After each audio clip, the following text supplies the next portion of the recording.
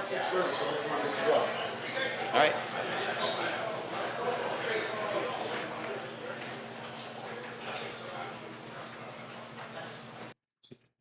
Hey.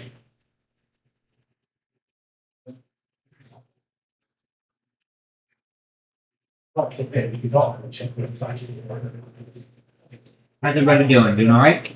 All right, cool. All right, so welcome to my presentation of the Toby Accessibility Mod. This is a modification for Doom. So once everyone gets seated, we'll begin. All right. All ready?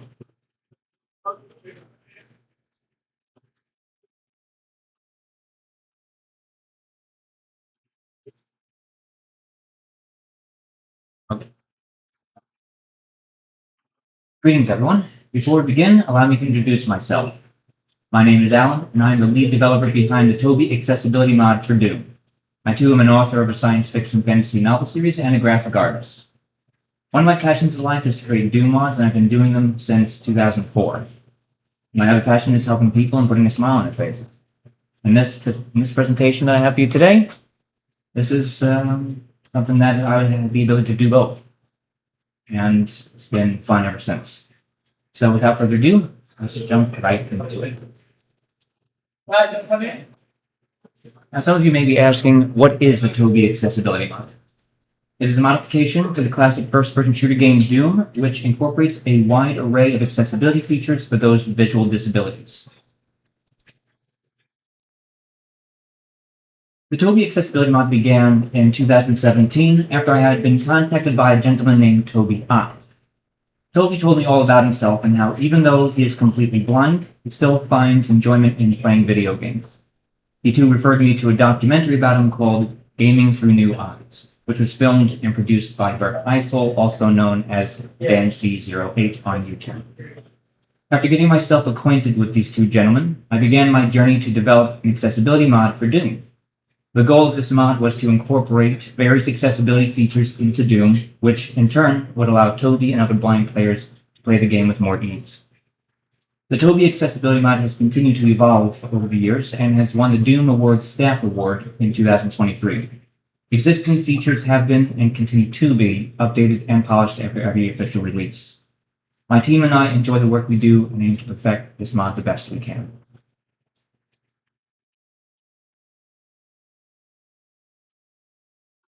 Let's first talk about UZ-Doom.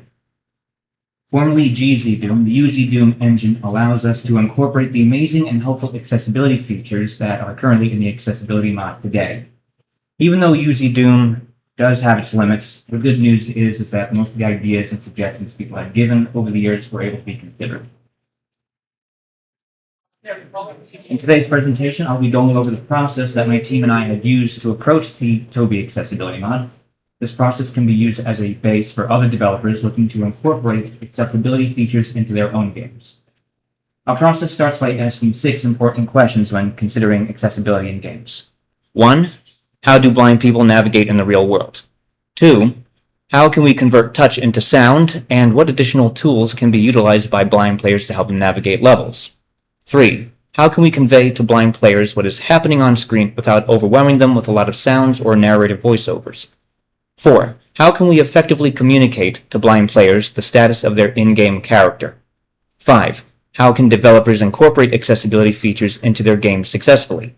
And lastly, 6. Should game developers be required to incorporate accessibility features into their games? So, starting with our first question, how do blind people navigate in the real world? When considering accessibility features for those who are visually impaired, one must ask, how do blind people navigate in the real world? For an individual who is blind, they can utilize sound, touch, smell, and taste. In video games, however, sound is the only thing you can work with. Even though game controllers for the Xbox or PlayStation have tiny little motors in them that vibrate, which can be used for accessibility purposes. However, keyboards and mice don't. So how can we convert touch into sound? And that brings us to our next question. Oh, how did that not go? Okay. I guess I hit the wrong button somewhere. Alright, so how can we convert touch into sound, and what additional tools can be utilized by blind players to help them navigate levels? Starting off, we have the impact detection system, which generates a subtle sound cue whenever the player comes in contact with a wall, object, or anything else that is impassable. Next, we have the drop-off detection system, which acts as a virtual walking stick and sounds off to players whenever they are nearing a ledge with a significant drop. Then we have the proximity detection system, which tells you how close or far away you are to a surface, like a wall or an object. Elevation detection, which tells you if you are ascending or descending. This is mostly used for when going up or down stairs or going up and down lifts. And then we have a beacon system for doors, switches, lock doors, teleporters, and exits, which all generate an audio cue or give off some kind of ambient sound that's continuous whenever the player is in close proximity within any of these interactive surfaces. Next is the compass system. This system is divided into 3 parts. Pressing Q on your keyboard will tell the player what direction they are currently facing. Pressing either E or R will snap turn your character left or right. E will turn you left and R will turn you right. And then F will default you to north. Then we have an integrated map marker system, which allows players to place an audible map marker in the level to use as a point of interest.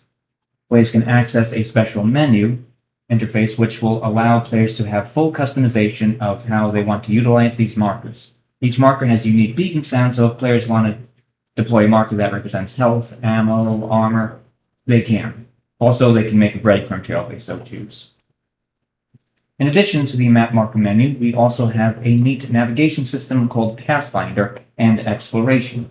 Pathfinder is essentially a virtual seeing eye dog, which can help players navigate to points of interest, such as place map markers, lock doors that require keys, the exit, and even the beginning of a level.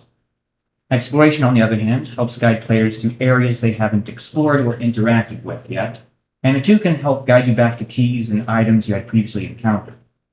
Then we have audio landmarks, which level designers can place within their maps to help blind players gauge where they are and where they've been. Audio landmarks can be utilized by ambient sound effects or decorations that give off sounds such as torches, explosive barrels, or even a buzzing tech lamp. Next are detailed footstep sounds. What this entails is not only will the player know if their avatar is moving, but they too will hear what type of surface they're on, whether it be like water, wood, metal, and this also could be used in conjunction with audio landmarks. Last but not least, we have the hurt floor detection system, which, as the name implies, detects floors with a damaging effect like lava or toxic waste. Players will hear the clicking sound of a Geiger counter letting them know there's a damaging floor. And this can be toggled on and off because it can get annoying. And this brings us to question number 3. How can we convey to blind players what is happening on screen without overwhelming them with a lot of sounds or a narrated voice? And this is actually one of the trickiest things to do with accessibility because you want to make sure that you're giving enough information, but you're not driving the players crazy at the same time. So, the first thing is don't have sounds that can become irritating over time. The more subtle they are, the better. Also, the sound should still illustrate or give a general idea of what it is. For example, the sound of clanging metal representing an armor pickup, or some ethereal sound effect representing like a power-up. And in the Toby Accessibility Mod, each pickup in the game has a unique beacon sound as well as pickup sound. In addition, a voiceover will announce to the player what they had just picked up. When considering the right balance of sounds, think about the frequency at which the pickup will play its beacon sound. Having it play every 1.5 to 2 seconds is a reasonable range to do so, and it actually it's a lot of trial and error, but 1.5 to 2 seconds is actually pretty reasonable.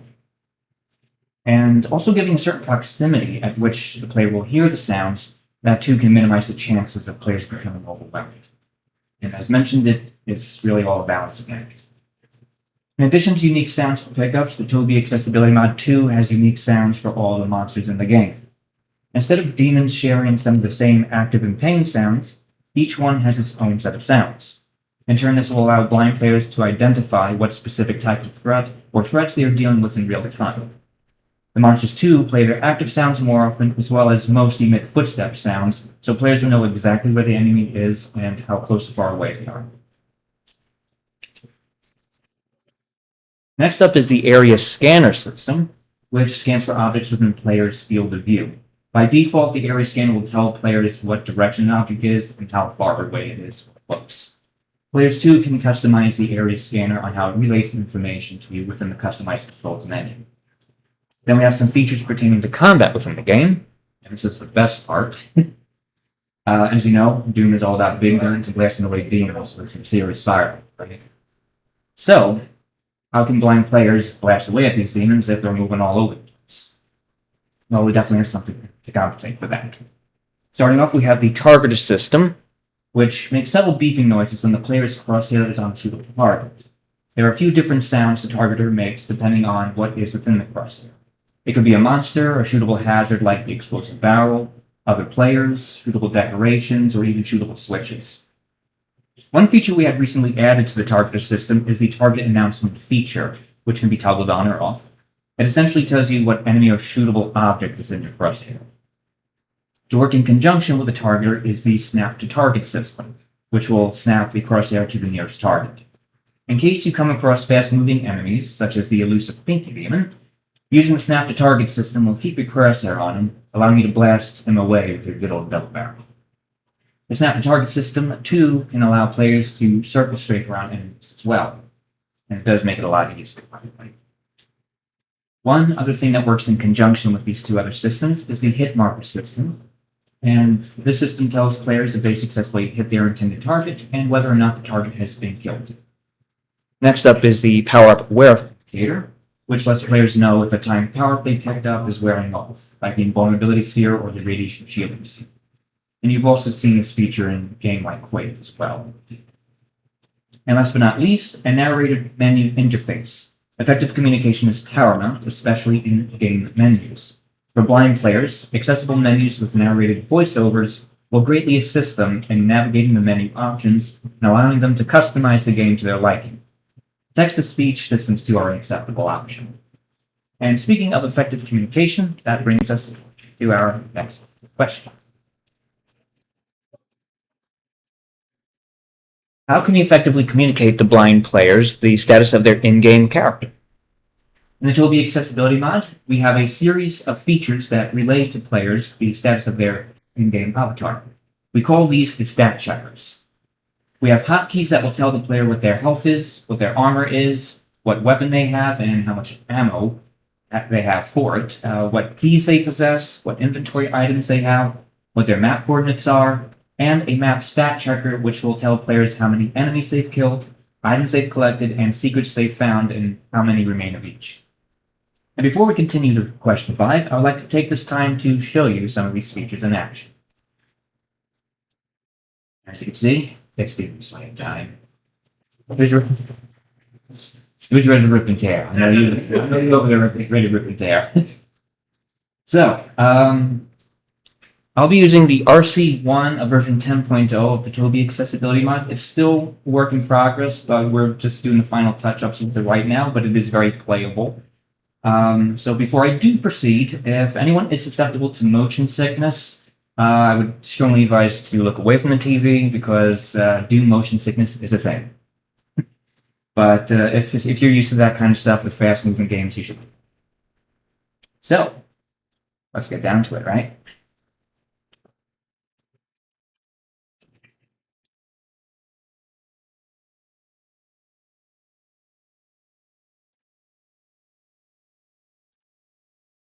All right, so in the Toby Accessibility Mod, there's a bunch of different batch files here which will automatically start the game that you want, but we're going to be focusing on Toby Doom.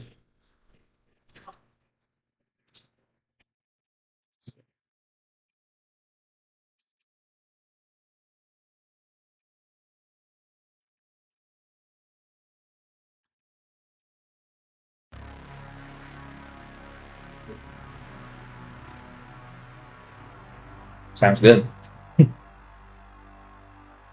Main. Sounds too good.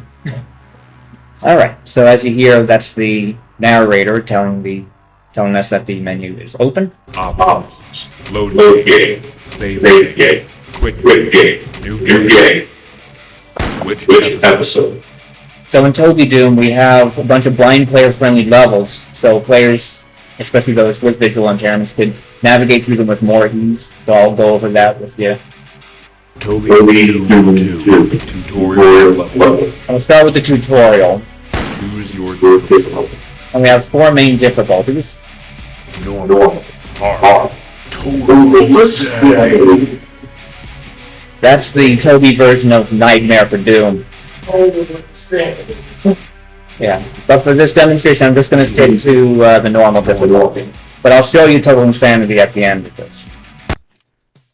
Walk forward to skip intro. And just for the sake of time, I'll just show you. So this is the tutorial level where players can get the hang of everything in the game.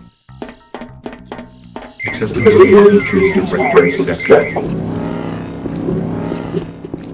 So as you hear, the decorations are giving off an audio sound. And this is like a little kiosk section so players can get familiar with all the different features the Accessibility Mod has. Before I proceed though, Main menu. I want to just show briefly the sound cue directory and also our Toby menu, if you will. Options. So we have sound options as number 1. Sound cue directory. That's the second, and then customized controls is the third. So all the more important stuff is near the top of the menu, so players could get right to where they need to make any modifications. So sound cue directory. Sound cue directory. This has all the different beacon sounds, pickup sounds, usually just beacon sounds primarily, but also enemy sounds, and so on and so forth. I mean, this has all that players need to familiarize themselves with all that the Toby Accessibility Mod has to offer. Options. Main menu. Menu dismiss.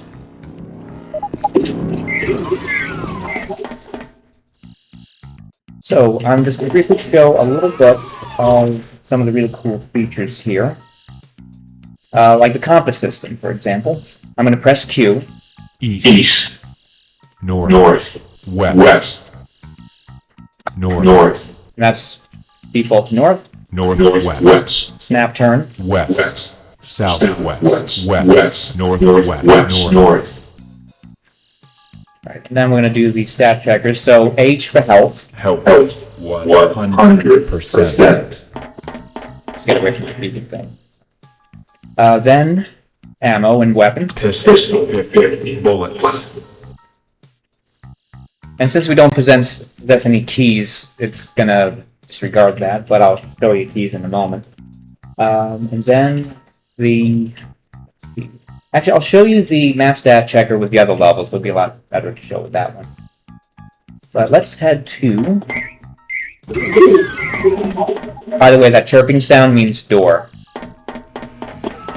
Keys unlock doors section.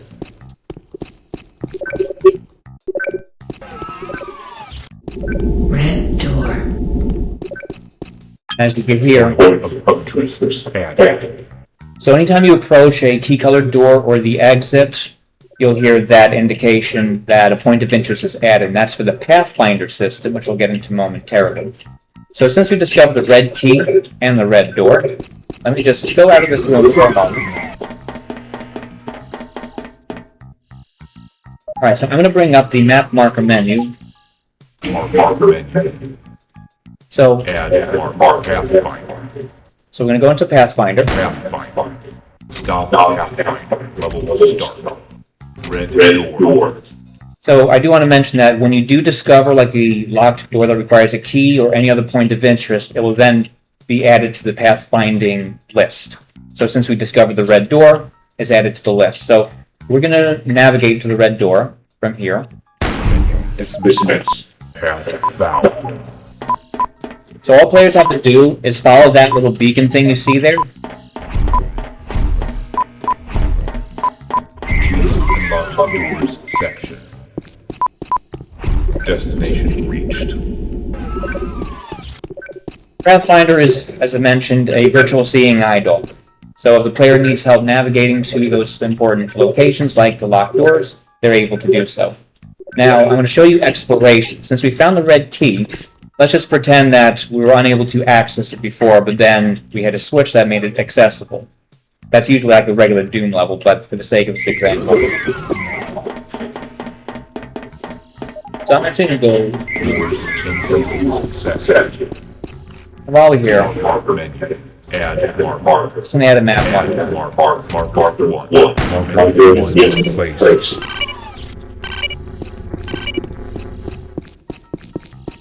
Alright, I'm gonna bring up. Marker menu. Remove marker. Remove nearest marker. Exploration. Non-interactive keys. Alright, so with exploration, unexplored are areas obviously you haven't touched on yet. Non-interacted are switches and doors that you haven't really interacted with.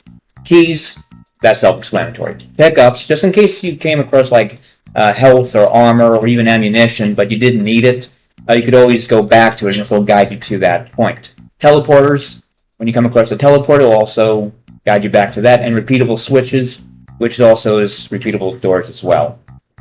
So we're going to go to the keys. Stop path.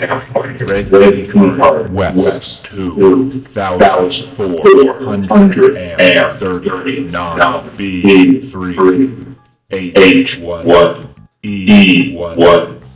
Alright, so it gives you the direction of where the key is located from your position. Now the number here, 2,439, is map units. So in this case, there's a bit of a distance, but not too far. And then B3, H1, E1, that's the chessboard coordinates. And there is actually a button on here. If you press delete, it'll give you the chessboard coordinates of your position. And pressing, I believe it's U. Yeah, pressing U gives you the regular coordinates, the map coordinates. So we're going to navigate to the red key. Menu dismiss. Path foul.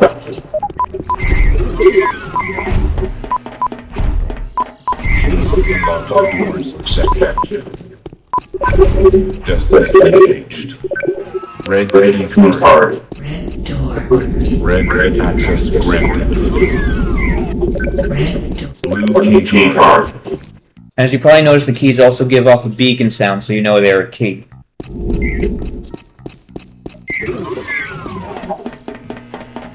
Doors in sequence section. Terrain section. Yeah, the Geiger counter. So when you're approaching hazardous floors, it'll tell you to be careful. And of course, every liquid has its own little sound and terrain splashes, like in Heretic and Hexen.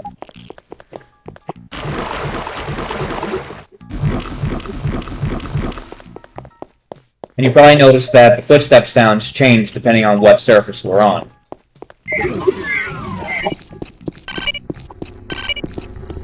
Pickups second. Marker menu. Path finding. Add marker 2. Marker start. Red marker 1. Marker 1 removed. Yeah, so when you're done with like a map marker, you can remove very easily.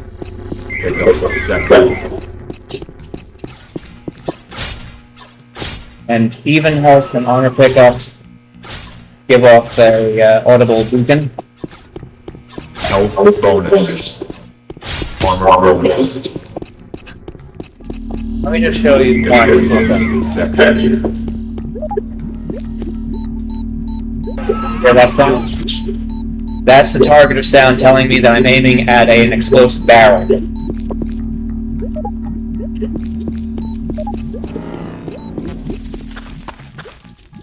So let's go in here for a moment. I'm going to show you the area scanner. I quiet you. Yeah, so the twitching zombie on the pipe is making noise. But, alright, so the area scanner, you press V on your keyboard. On your left, medium distance, impale node in front of you, medium distance, pipe with a few heads, hanging leg, hanging pair of legs, hanging man, severed leg, hanging man, which impale node on your right, close, Gaku demon corpse, pinky demon corpse. So as you see, it tells you exactly what's in your field of view. What's to the left of you, in front of you, and to the right of you, and how close it is. And what's that?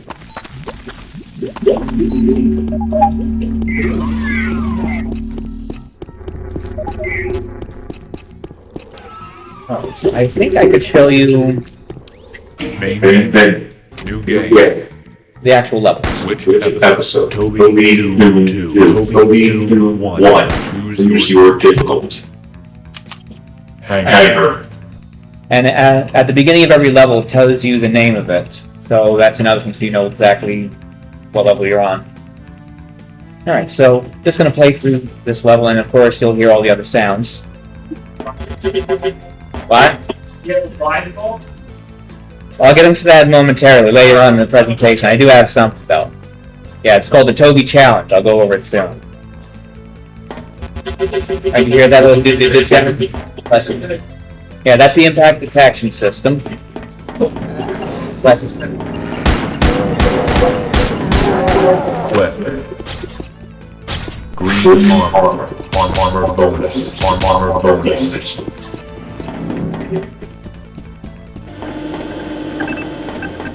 Also adding ambient sounds within the levels just to give a general idea of where the player is. So it helps them illustrate it in their own mind, the level.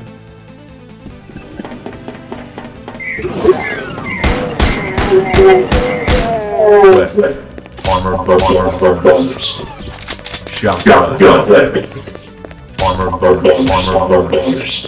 Health bonus. Clip.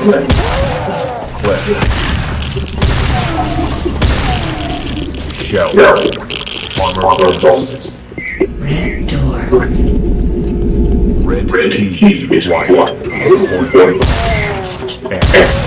Flip. Shell. Flip. Red shotgun. Red access granted.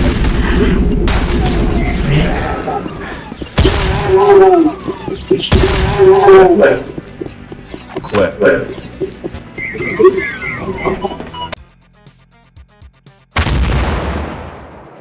Alright, so as you can definitely hear, there's a lot of stuff going on there, but it's a very simple level that allows players to really get the hang of navigation. And there's a whole bunch of different things they can get used to, especially like doors and switches and even enemy encounters. I'm sorry. How did you know where the enemies are? Man. Sorry, what was that? How do you know where the enemies are? I didn't understand. Oh, I'll show you in just a moment. Yeah, I was meaning to have the crosshair on one of them a little bit longer, but I got in the moment there. I mean, come on, it's Doom, right? Menu dismissed. Shotgun.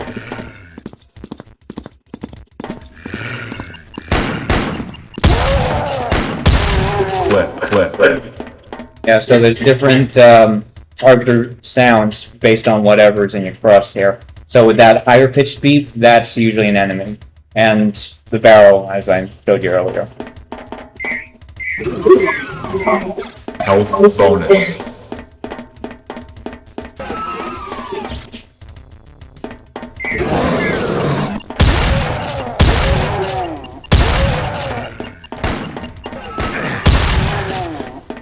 You notice the snap to target, I had the crosshair on. Flip. Shell. Point of interest.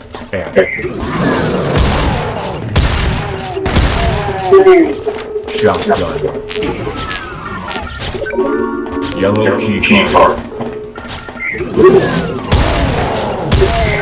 Shotgun. Chain mail.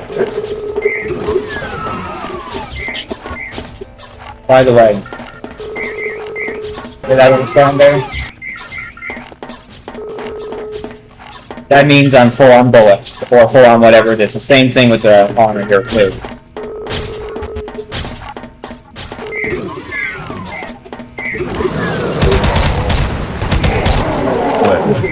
Shotgun. Shell.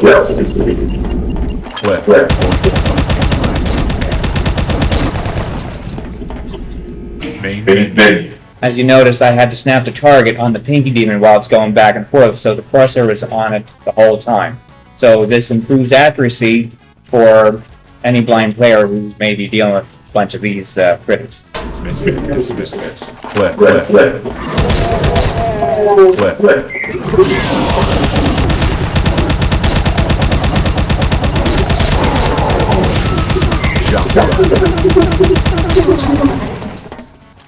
And as you notice, the snap will allow me to do a circle spray for rounds of Accessibility. Access granted. Point of interest added. As you hear, the soul sphere is giving off an audible sound. Soul Blue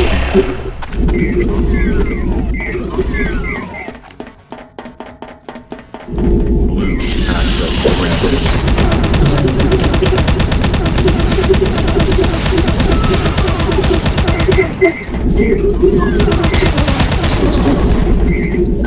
Red key card. Marker menu. I'll just show the Pathfinder. Pathfinder. Stop Pathfinder. Level start. Red door. Dispensing.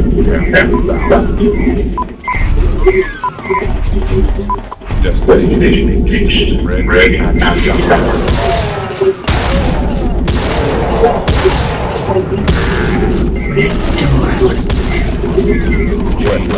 Shotgun.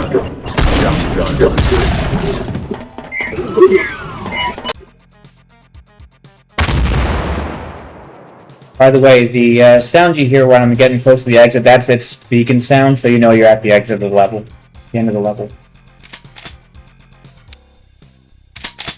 Nuclear plant. Go to another level that actually has good examples. We're going to go to map 29. Processing plant. Console closed.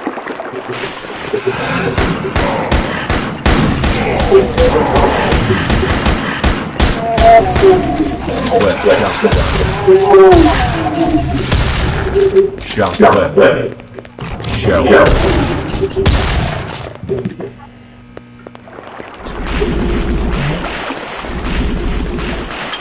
Point of interest added.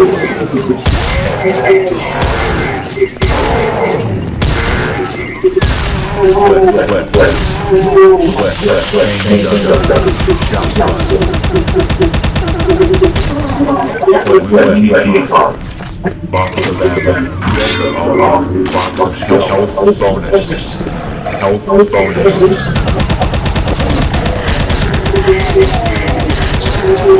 Clip. Access granted.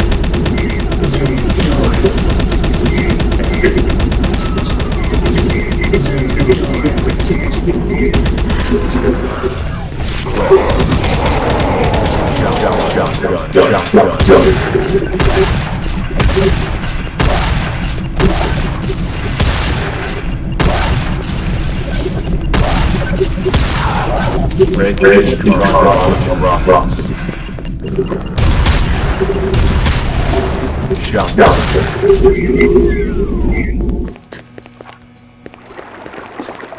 Main menu. I wanted to show you. I feel like I'm spending a little too much time on that, but Quit where you want to quit the game. I'll just show you that not only do we have Doom, but we have Heretic and Hexen compatibility as well. So I'm just going to show you Heretic, but I'm not sure if I have enough time for Hexen, though. But with Toby, Heretic operates the same way. Main menu. Which episode? Tutorial level. Toby Heretic. Choose your level.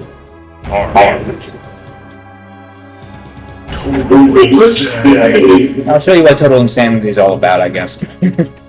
Ready? The dolls. One wristed.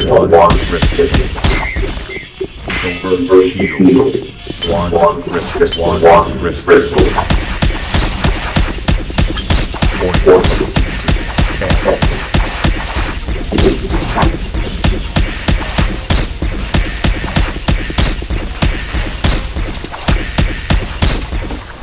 Arrow shield crossbow. One slash. One wristed. One wristed. One wristed slash. One. Yellow.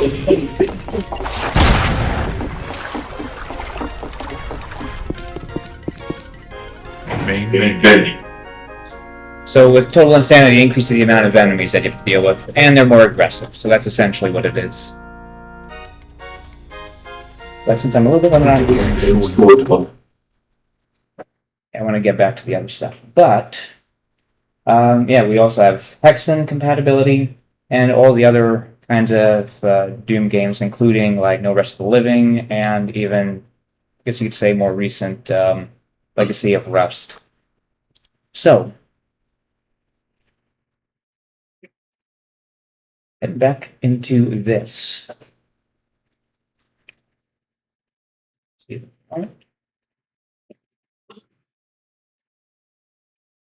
There we go.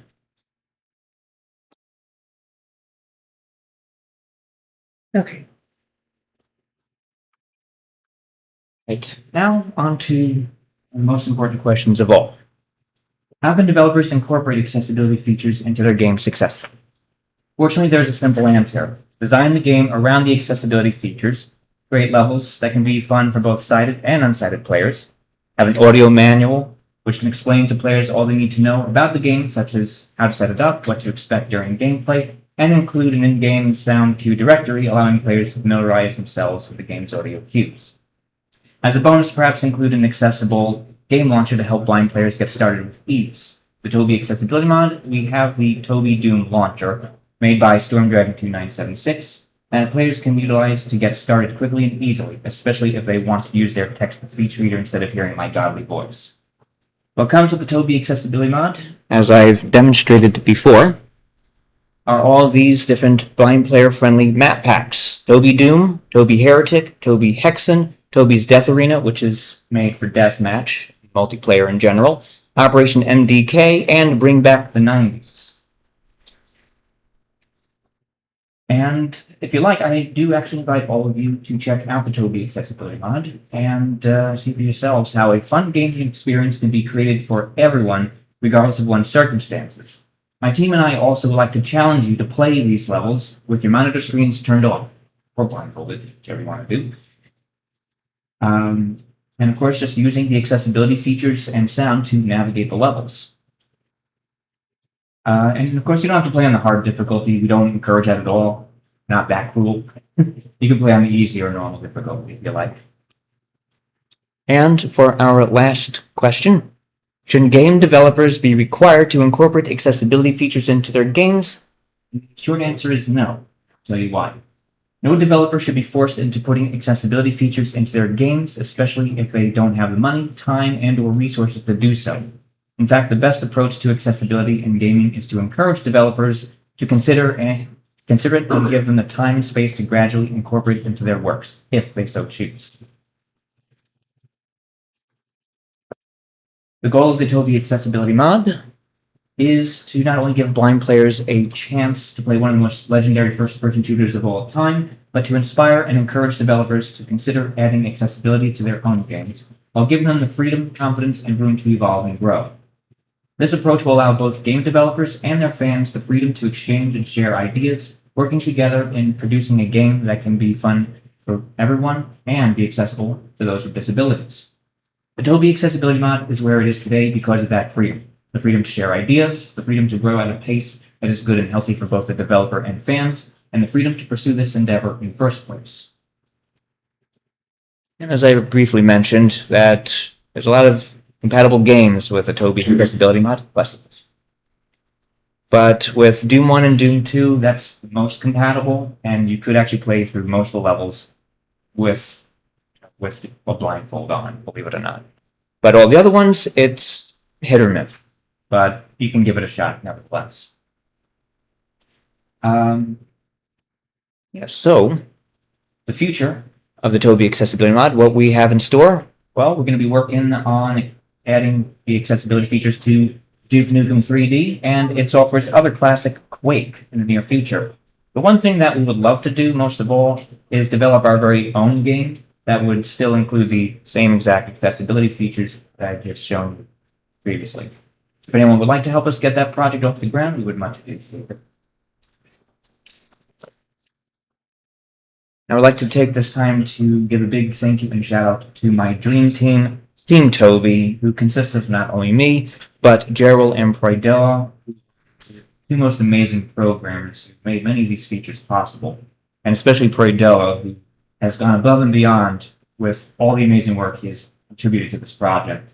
Many of the cool features you've seen in today's demo were done by him, like the Pathfinder and Exploration feature, and even all the other really cool things like the drop-off detection system, which unfortunately I didn't get a chance to show you, but it's a really amazing system, even proximity detection and the hazardous floors detection. Then Jesse Anderson for helping to mold this project into what it is today, helping with beta testing, and for helping to promote the Toby Accessibility Mod on social media. And then we have the one, the only Toby Ott for helping with the beta testing and consulting. Then Carl Grantham for his awesome suggestions and help with the beta testing. StormDragon2976 for help with multiplayer, tech support, beta testing, and creating the Toby Doom launcher. Then we have MWTab and TDoomShroom5440 for their help with multiplayer and beta testing. And lastly, Piano777, WZY, and Blind Warrior Gamer for beta testing and offering extremely helpful feedback. So I can't thank these guys enough for all the awesome work they've done. This project wouldn't be what it is without them. They literally are gods. I would also like to give additional thanks to those who contributed additional code. They are Zeke Shadow, Techish, Silent Zora, Xterra, Kextos, and Dennis Belmondo. I'd also like to give a big thank you and shout out to the guys who were the catalyst for this project, Mr. Toby Ott and Mr. Burke Eisel, for their love and support over the years. And I too would like to give a big thank you and shout out to my mom for her support, as well as my friends, and especially my dear friend Al Chesbreach, who helped promote the Toby Accessibility Mod. Then we have Janice 2003, NJ, and the one, the only, the man, the legend, John Romero himself. And Jesse actually got a little autograph note from Mr. Romero, and it says, "Jesse, thanks for the Toby Accessibility Mod. It's so important to players who need it." And we were literally geeking out over this, because John Romero actually gave us a blessing. We were blown away. And lastly, I'd like to give a big thank you to my father, who introduced me to Doom and video games in general. And lastly, I'd like to thank Leroy and Joel for inviting me as a special guest and allowing me to present the Toby Accessibility Mod here at the Long Island Retro Gaming Expo, and everyone else who has put this event together. Usually I'm visiting like all of you, but this year I'm actually presenting something. If anyone is interested in checking out the Toby Accessibility Mod, you can find it on zdoom.org, doomworld.com, moddb, itch.io, GitHub, and on YouTube. You can check out my channel, Mr. Allen D1, Jesse's channel, Illegally Cited, Fredoa's channel, Stormdragon's channel, Toby's channel, and lastly, Blind Warrior Gamer's channel. And before I wrap things up, I would like to let everyone know about my science fiction, fantasy, action, adventure, comedy novel series known as Adventures of the PPA.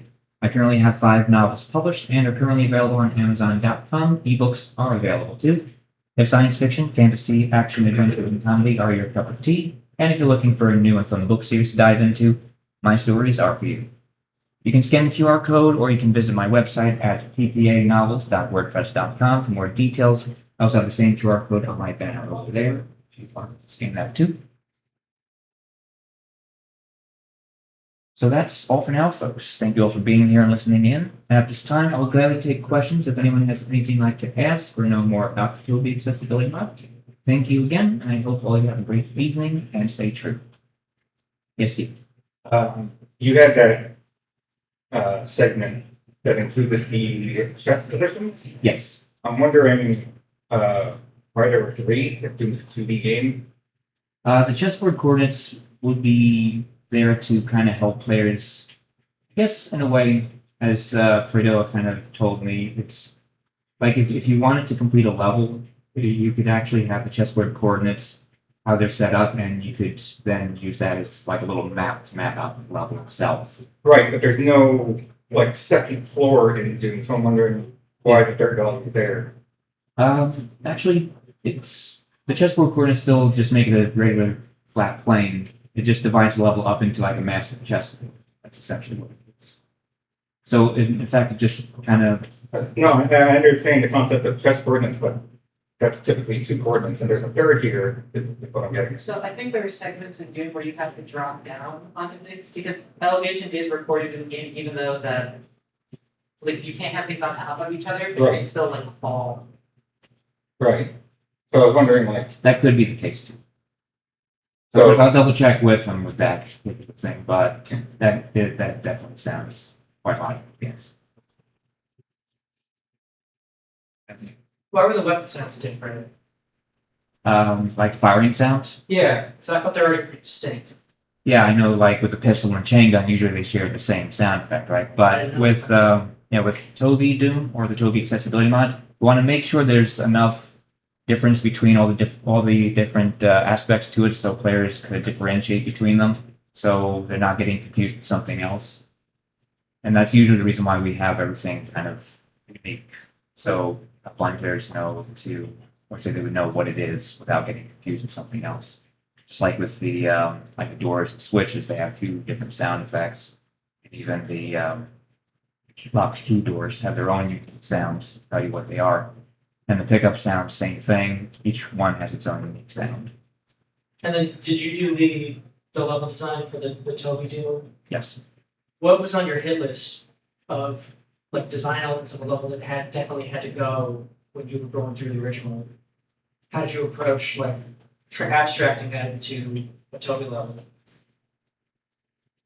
Believe it or not, Jesse actually told me that I should design the level similar to Wolfenstein 3D. Okay. So I decided to go a bit more of that route while still keeping it old school Doom.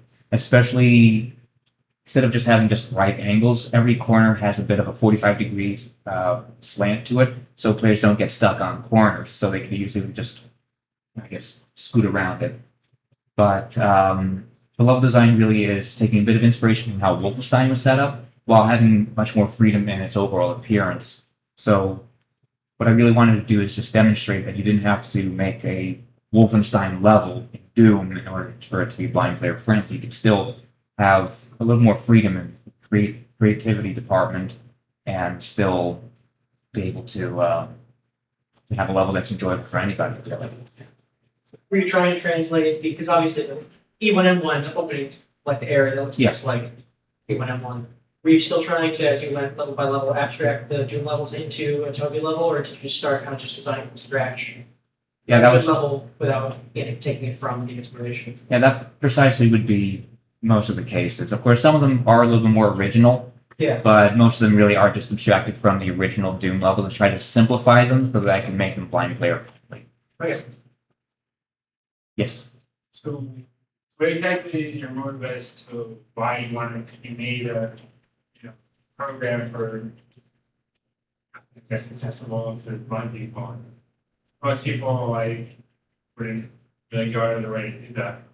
Yeah, so with Toby, the Toby Ott, the gentleman I spoke about earlier, he reached out to me back in 2017, and he told me about the documentary on him called Gaming Through New Eyes.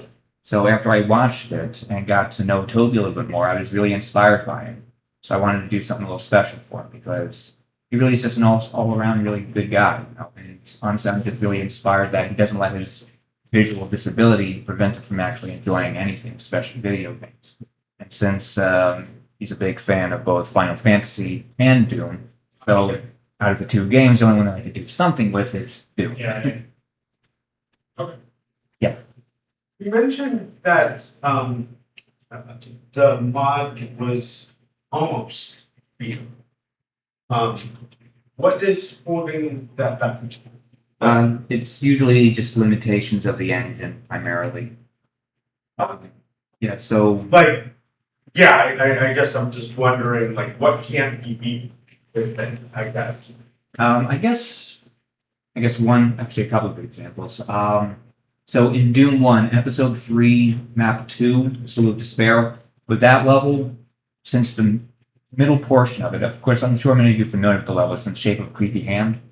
So Most of that level would be a little jaggedy, has a lot of jagged edges in it. So any kind of level that has all that complex geometry would be something that the Toby accessibility mod may not be able to help you around. But believe it or not, there is a way for a blind person to get through that level. If they hug the left wall the whole way, they'll be able to get the blue key and then get to the blue door that way. And then in Doom 2, map 24, the chasm. That one, the drop-off detection system's going to go berserk in that level. Because of the very fine catwalks that you have to walk through. And blind players are going to have a hard time navigating those catwalks. So there are some levels in the original Doom in which it's hit or miss, but for example, like all of episode 1 of Doom 1, that should be fine.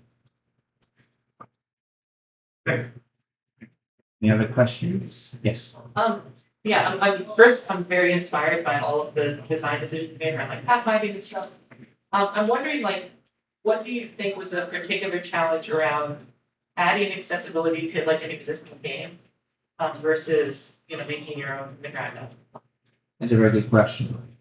So Doom, fortunately, is a very versatile game, and it just really allowed us to kind of mold it into what we wanted to. And especially with the UZ Doom engine, it really opens up a lot of possibilities. But yeah, of course, even though we still have some things that we may not be able to incorporate, but it's still an ever-evolving mod for Doom, so we're always constantly doing some updates to it. And hopefully we should have version 10.0 at its final release, maybe later in the summer, maybe later this month, or even September, if anything. But yeah, with my programmer for Doa, he's going to be doing some touch-ups to Pathfinder and exploration system to improve its overall performance.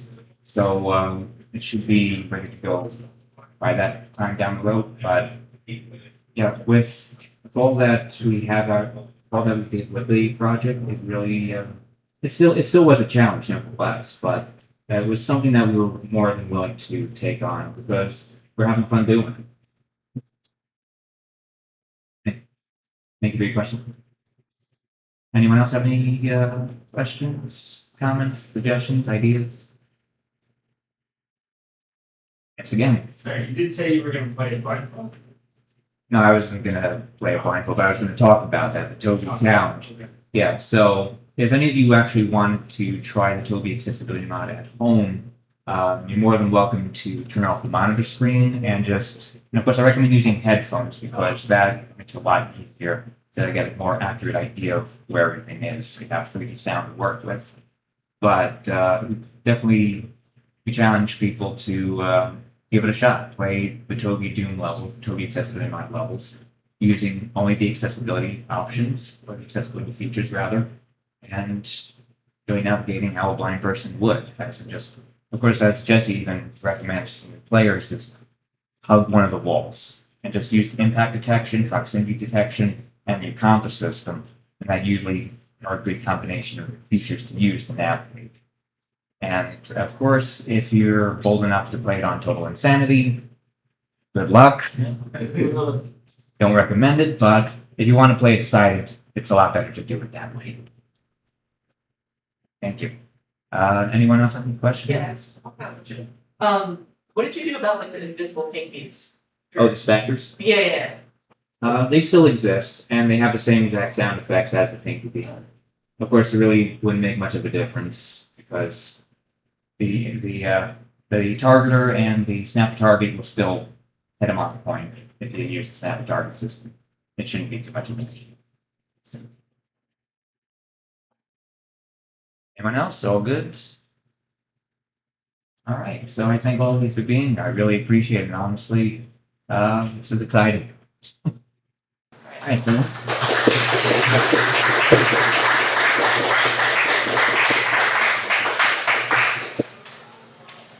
So thank you all for being here. Have a great evening. Be safe and enjoy the rest of the expo. Thank you. Thank you. Yeah.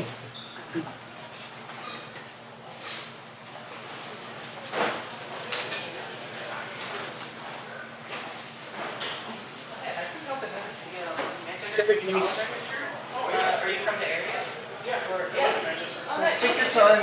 There's no other panels in here for the rest of the day, so it's all yours. I just want to say, like, this is like really cool, and I really love that you did something to open up Doom to like more gamers, and it's like accessibility in gaming is just like I'm just thinking like this, the Forza Horizon, like the sign language stuff in that is like,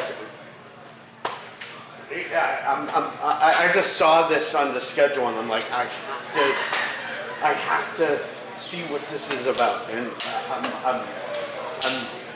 it's amazing. So Thank yeah. you very much. Thank you. I really appreciate it. Thank you. And what was that documentary that you said? Because I'm interested in that. Oh yeah, Gaming Through New Eyes. Gaming Through New Eyes. Okay. Yeah, you could also look up Toby Ott. That's OTT. That's how he spells his last name. Yeah, so you could look him up, look up Gaming Through New Eyes, and you'll find the documentary. And it's really awesome. I mean, it's really cool to learn about Toby's story, and I think you'll get a kick out of it. Okay, great. No. Yeah, thank you. And keep up. Like I'm just like, I was just thinking there, like other games that like you can do this with. Like I know you're working with like the build engine, but like other games that could have like those sound cues put in them. I'm just like wondering, like Mario, for example, even like, but like that kind of has sound cues already built into it, sort of. But like I don't know. So I mean, it also depends on the type of game too. I mean, it's a lot easier to do that with first-person shooters, and even I guess you could say even like racing games too. It is possible. One thing that I was thinking about with racing games in particular, you know how a slot car track works? Yes. Yeah, so all that players would have to do is just focus on acceleration and brake, and their car is already attached to some kind of track or rail or whatnot, an invisible one, if you will. So, okay. Well, yeah, cool. Thank you. I really enjoyed that. But yeah, You're welcome. Enjoy your expo. Thank you. Enjoy the rest of the evening. Thanks. Take care.